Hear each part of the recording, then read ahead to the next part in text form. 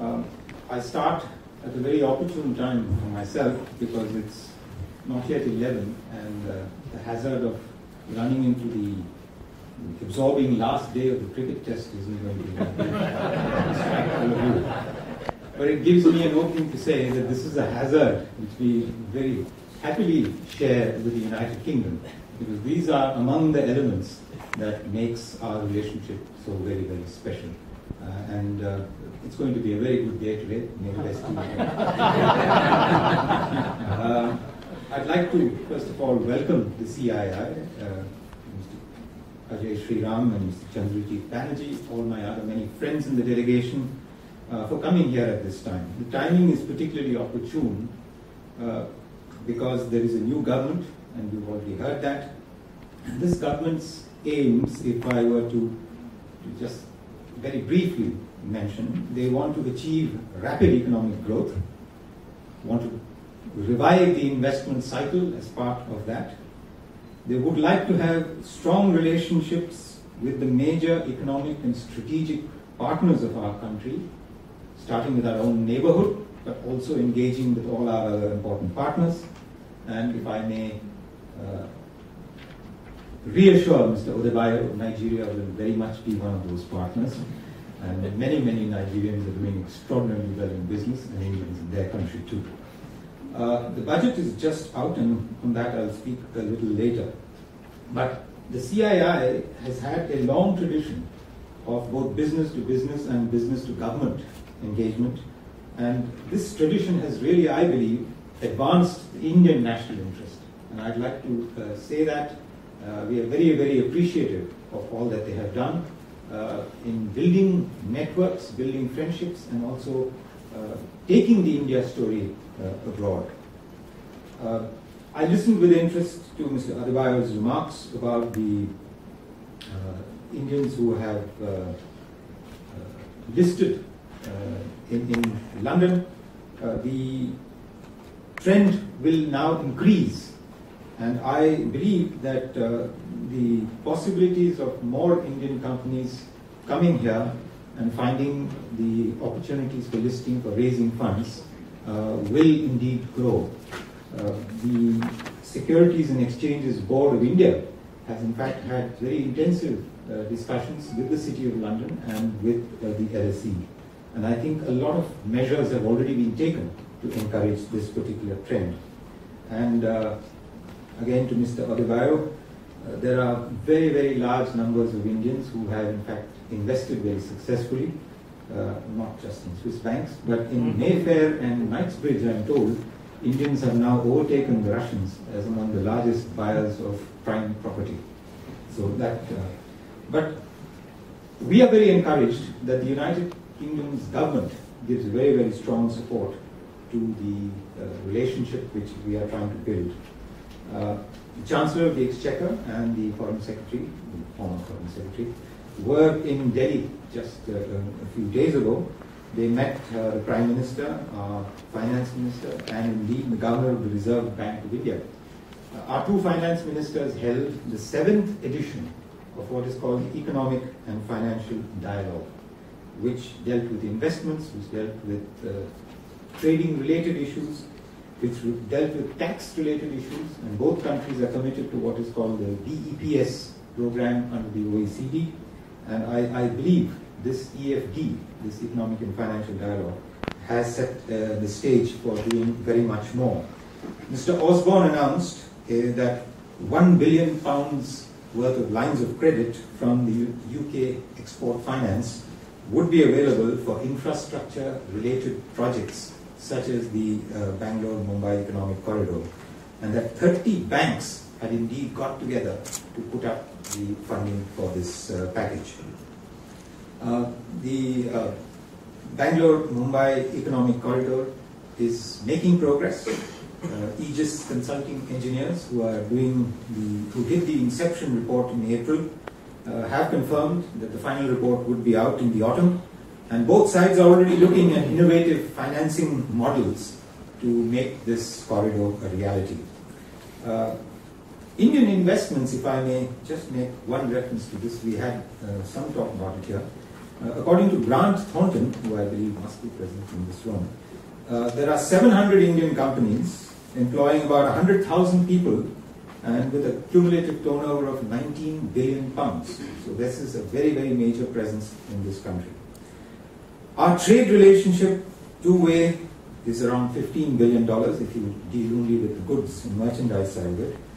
If that were 15 billion pounds, one could have said that we are close to the target the two prime ministers have been set, but I think we are still some way away from that, so there's much work to be done by all of us in this room. We could do a lot better, for which I would now like to switch the focus a little to the Indian budget.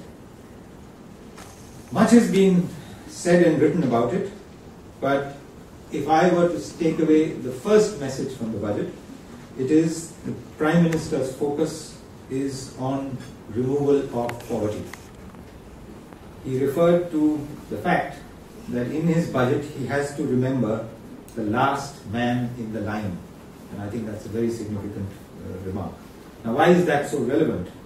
The faster poverty is removed, obviously, the faster markets will grow. And those who are in the consumer goods business will know that some of the greatest opportunities in India in the last decade have actually been in the rural areas of our country. But more seriously, the way in which poverty is removed with a different approach is going to set the stage for the growth of the Indian economy. You will not see very, very many radical measures. It is not possible in a country as large as India to take a radical turnaround and expect it to work. It's a bit like the difference between turning around a small sailing vessel or a dinghy and a huge container or a bulk carrier, which can take literally miles before you realize that a course correction is actually underway. But a course correction has indeed started. And if you look at some of the measures of both continuity and change, you will see what I mean. There is a continued commitment to the UDAI program, under which every Indian will have an identification. The consultations on the goods and services tax have been intensified. The Rural Employment Guarantee program will continue, but it will be designed more to create productive assets. So these are some of the ways in which both continuity and change will be marking the growth of the Indian economy. The Finance Minister mentioned three objectives. He wants to, as I said, revive investments and growth. He wants to control inflation, and he believes in fiscal prudence. And on all fronts, action has actually begun. In regard to revival of growth, we have heard about what is being done to assure investors. But I look at another part of it, and that is on the demand management side. In the budget, expenditure on what is called the planned budget has actually increased in a difficult financial year by 26% to a cumulative total of around 57 billion pounds. And what is planned expenditure? It's expenditure on agriculture, it's expenditure on capacity building in health, it's education, roads and highways, railways, clean energy, water resources, and so on. So that expenditure pattern will ensure that the demand in the economy remains large. On small and medium enterprises, we have already heard that some measures have been taken, and there are a number of other steps which have been announced in the budget very consciously as part of a 3-year program of a long journey to bring us back to 8% growth. There's a commitment to creating a more friendly tax regime. Not everyone is satisfied, obviously, but steps have been taken, like a coordination committee with business, which will have like a regular interaction. On transfer pricing, and this is one of those very tricky issues which has created a lot of our tax problems, there is a broadening of the scope of interpretation. And very interestingly, the government has also announced that its earlier initiative of advanced pricing agreements between the taxman and the taxpayer for companies will have a 4-year rollback effect, so that if you arrive at an agreement, it could be made to cover the last 4 years of your assessments. The goods and services tax I referred to, the institutional mechanism of dialogue with the states has begun. Foreign direct investment, insurance and defense, these are the two big ones which have the caps have been raised to 49%. Smart cities, this is a plan to have 100 new cities, smart cities built all around India. The National Industrial Corridor Authority, the development of Skills India. Skills is, as we were told in the launch of the Carnegie report, the Prime Minister took the time to go there shortly after having taken office, just to underline the message that as part of getting India back on track, which is actually the name of that book, you need to have skills in India. And development of skills is going to get a great deal of attention. On energy, I'm heartened to see that instead of some very major sort of big bang announcements, the attempt is to deal with the linkages which make energy production effective. And there is a new thrust on coal bed methane. In terms of tackling inflation, the finance minister has said it is partly fiscal and partly monetary. And it will be combined with the fiscal prudence message which he has underlined. The deficit at 4.1% with a commitment to bring it down to 3% by 2016. And it is this year, I believe, it will have to be managed through a much larger program of disinvestment of the public sector holdings of the government, as well as increase of revenue through growth rather than through harsher tax measures. The government has also promised to have less litigation on tax issues. That is to say, when tribunals come to a decision, those decisions should be accepted. The retrospective taxation will be very limited in its use. In fact, the finance minister has openly said that he does not expect it to be used. There's an expenditure management commission which has been set up, and very often when you announce commissions in India, you have knowing nods saying that we've seen commissions before. But this time, I believe this commission will get down to the task of making sure that expenditure is kept under control. And these are, I believe, some of the key features of this budget which should attract the attention of our partners. What is it I would hold out as being of particular interest in this country?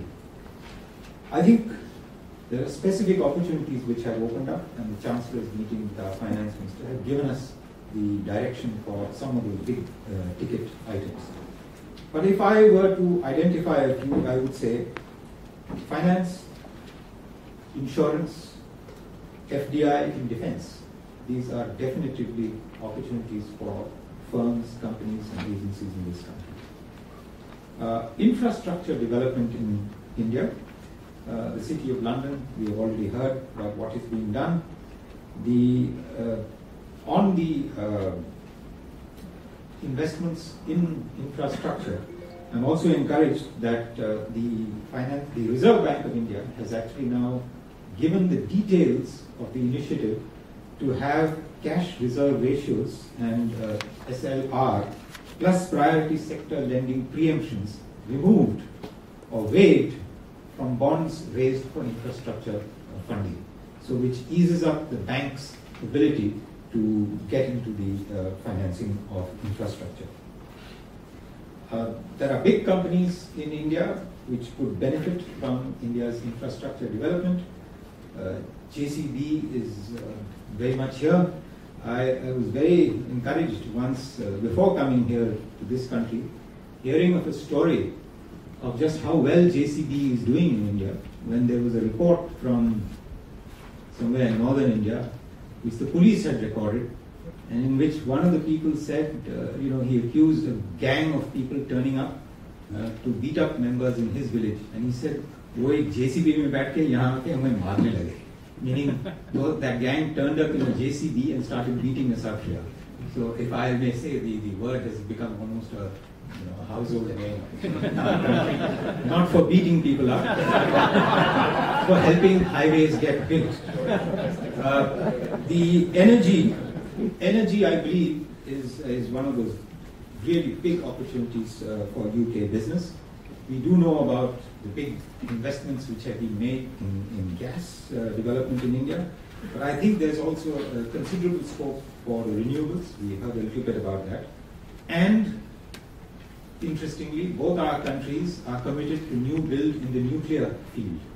We are now tentatively moving towards a dialogue with the United Kingdom, also on civil nuclear energy cooperation, which I think will open up a new set of doors. Education and skills. Now, we heard a little bit about the big three universities and what they are doing.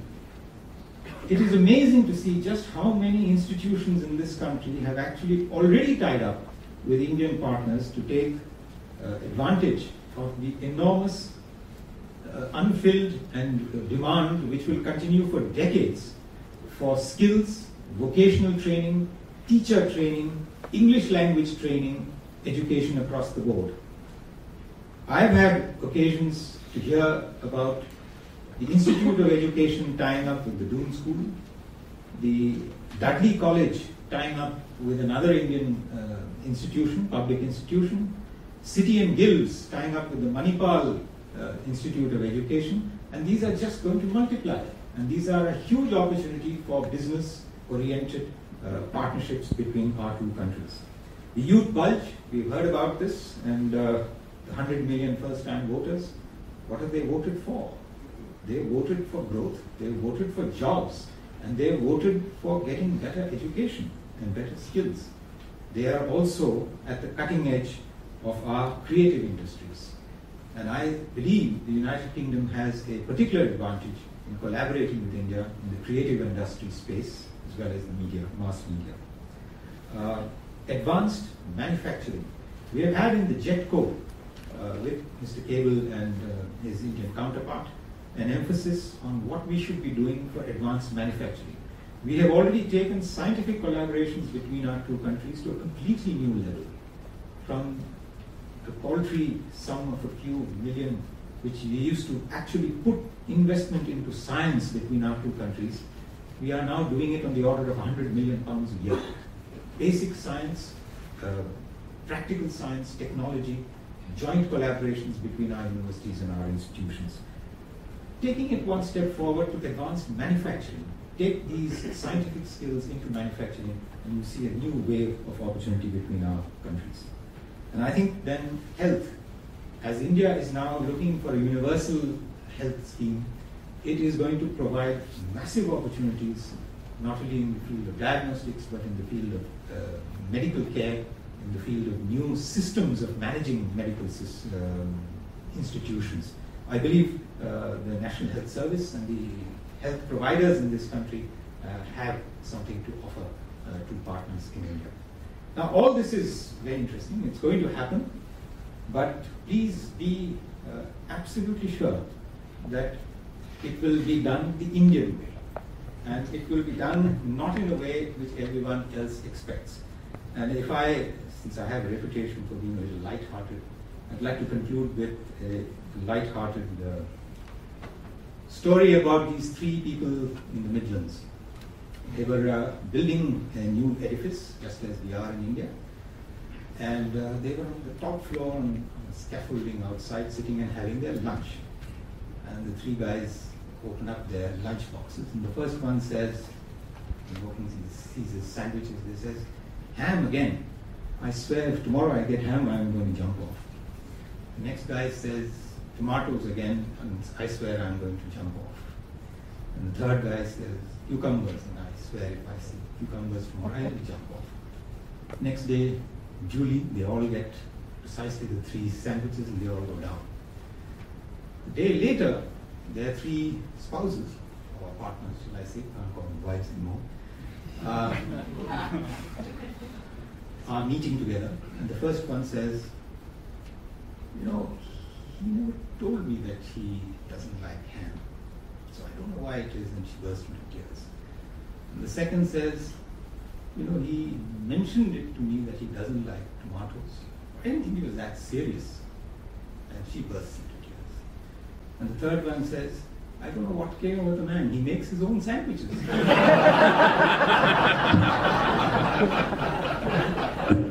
ladies and gentlemen, we eat chapatis and we eat rice. We don't eat sandwiches.